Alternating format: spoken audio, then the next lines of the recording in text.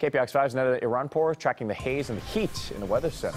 You know, all of our sky cams are really showing that haze. I'd like to say this was our marine layer as we're used to seeing, but it's not. This is our Mount Vaca cam showing the smoke that is in the air, and it's just going to linger across the Bay Area today because we are not getting much wind to push it out of the way. You can see that sunrise, though. At least it looks pretty, but it's not going to be too healthy for you out there. We do have unhealthy, very unhealthy conditions according to Spare the Air alert. Also looking at our other camera from the Transamerica Tower, you can see that haze even along the bay as it's just hovering down low. And that just means keep those outdoor activities early this morning, or just don't do them for the next few days until this heat leaves us alone. Right now we do have this excessive heat warning. It's been extended until Monday, and temperatures are going to be in the record-breaking range up to 115, if not even higher. Heat advisory also along the coast. Normally we should be at 70 degrees for San Francisco. Today we're going to hit 94,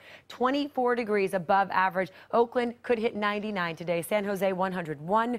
Concord a steamy 115, well above average. We're not getting the wind to help us. In fact, it's the wind that's causing all this heat. It's coming in from the east, and it's bringing that hot air into our area, not getting any onshore flow to cool us down. Right now, winds are calm, but again, when they come from the east, that's why we experience this hot air. And it's because this high pressure system is well to the north of us. It usually doesn't go this high up, but it's ridging extremely high, sending all of that hot air over, and it's going to reach the coastline. Temperatures along the coast also very hot. Here's a look at Half Moon Bay today, 82 degrees. You think the beach is where you can cool off a little bit. At least it's not as hot as it will be to the south. Campbell 102, San Jose 101 degrees. San Ramon 113, Pleasant Hill 114, Concord again record breaker at 115. These are records that were set more than 50 years ago that we are going to break today. Temperatures haven't been this hot in our area in more than a decade. In fact, 105 for San Rafael, Petaluma 104,